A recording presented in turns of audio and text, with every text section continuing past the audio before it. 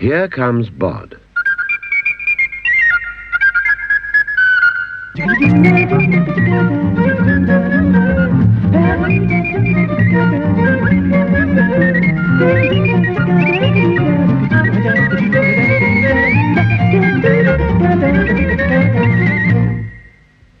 Bod's in bed.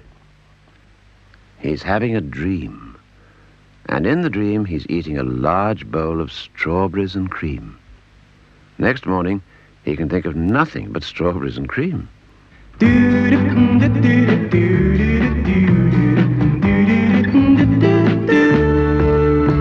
Along comes Frank, the postman, with a letter for Bod. "Morning, Bod," says Frank. But Bod doesn't see or hear him. He wouldn't have noticed if an elephant had been the postman. He's in such a daydream about the strawberries. "That's funny," says Frank. "What can Bod be thinking about?" And he's so curious to know that he can't help following him.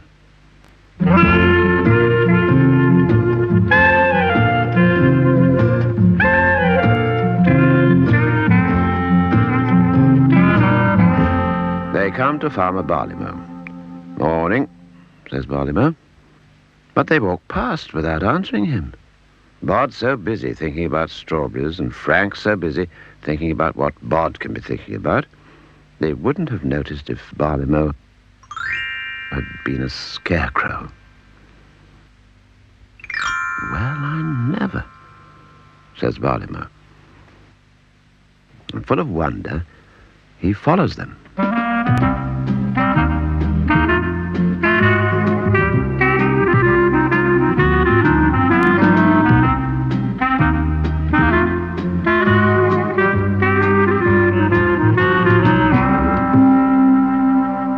"Good morning, everybody," says Aunt Flo.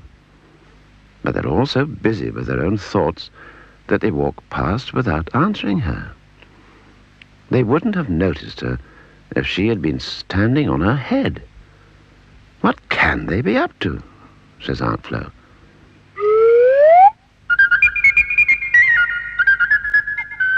And lost in thought, she follows them.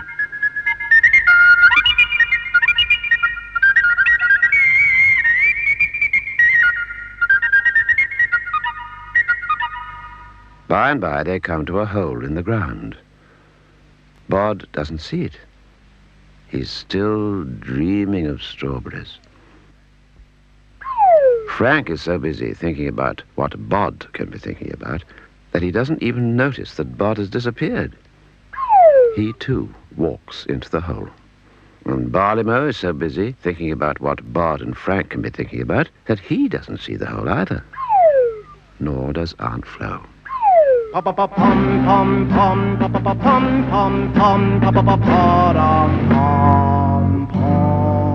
Then along comes P.C. Copper. He sees the hole. "That's a dangerous hole," he says. "Someone might fall down that." So he puts up signs saying, "Danger, stop," and directs people away from the hole. Suddenly, he hears voices coming from the hole. "Hello, hello," he says, shining his torch. "Anybody down there?" "Yes," says Bod. "And guess what we found down here?" "Oh, dear. "I give up," says P.C. Copper. "An enormous bowl of strawberries and cream, just like I dreamt about. Come and join us." "I can't join you," says P.C. Copper. "And I can't eat on duty. But save a strawberry for me, and I'll pop it under my helmet to eat later on."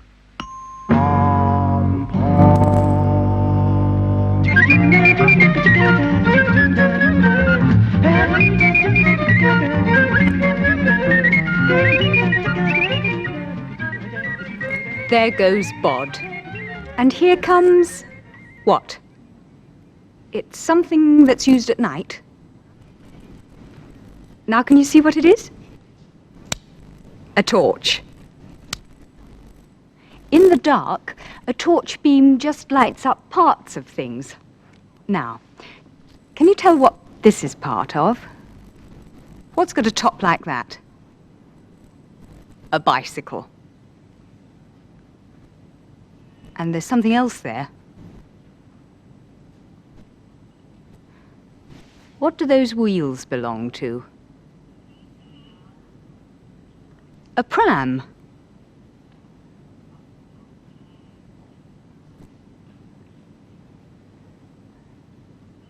What's that? Are those ears? It's a cat.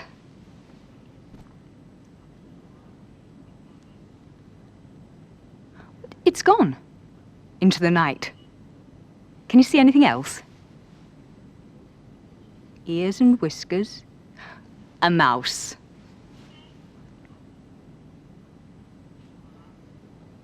It's gone. Into its hole. Hole is house to a mouse, and home sweet home to a vole. A hole is not for a moose or a seal, but for a mole, a hole's ideal.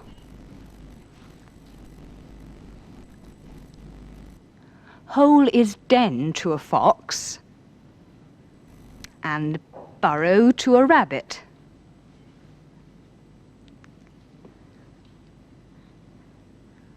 But it's not for us, says the rhinoceros. We've never got into the habit. Hole is home for a shrew, and set for a badger too. But for larger mammals, like giraffes or camels, a hole just won't do. 1, 2, 3 holes in the middle of the road. 3 round holes in the middle of the road. 3 round holes in the middle of the road. But if one large lorry should empty in its load, there'd be 2 round holes in the middle of the road. 2 round holes in the middle of the road. But if one large lorry should empty in its load, there'd be 1 round hole in the middle of the road. 1 round hole in the middle of the road. But if one large lorry should empty in its load, there'd be no round holes in the middle of the road.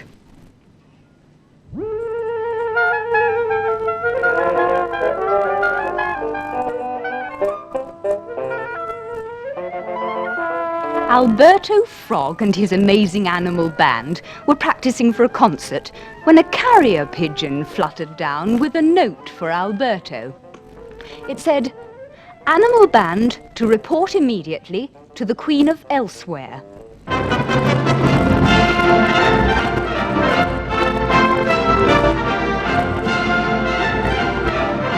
animal band in no time at all were on a boat on the high seas going to Elsewhere.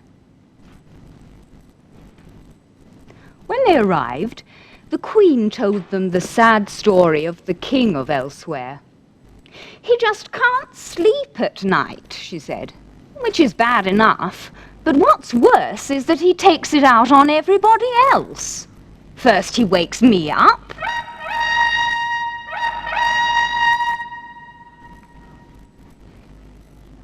and then he wakes up the cook. He wakes up the soldiers. He even wakes up the cows. Now, Alberto," said the Queen, "I've heard a lot about your music. Perhaps when he goes to bed at night, you could play him something to send him to sleep." Alberto knew the very thing. And that night the animal band played the king a lullaby.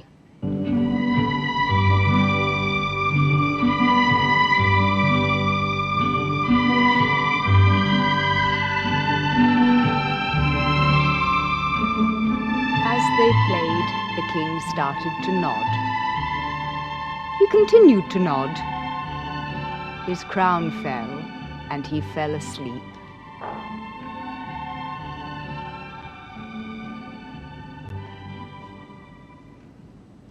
Next day the king was thoroughly refreshed and in very good spirits. He ruled very well all morning, signed all sorts of letters and issued all sorts of commands. Then, after an enormous lunch, he said to the Queen, I feel like having a sleep again. Call that frog fellow in and have him play me to sleep. The Queen was worried that if the king slept for long in the day, it would spoil his sleep at night. So she said to Alberto, play him something to give him 40 winks, but no more. I know the very thing, said Alberto. Listen.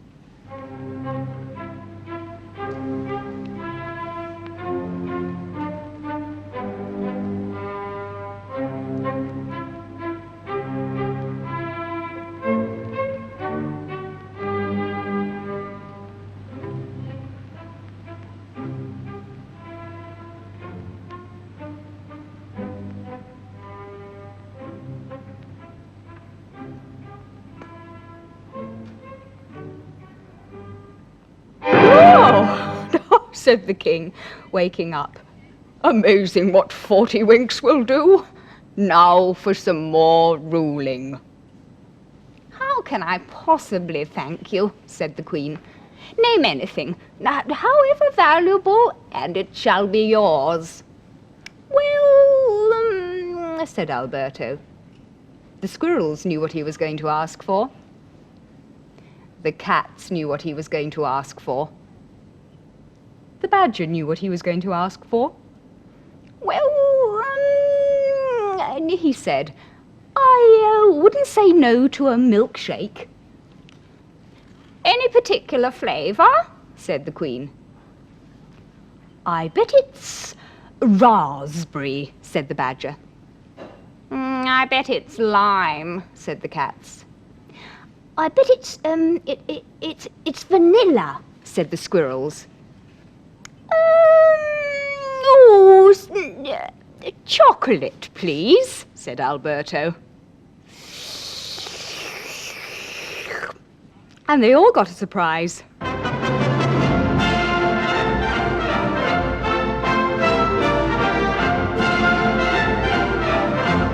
There goes the animal band. And here comes... Do you remember? PC Copper. Another copper. Snap. Bod and Frank the postman. Now that's not Snap, that's two different pictures. You say Snap when you see two pictures the same. Bod and Farmer Barleymow. No, that's not Snap. Bod and Copper, no. Bod and Bod. Bod on one side and Bod on the other. So that makes Snap.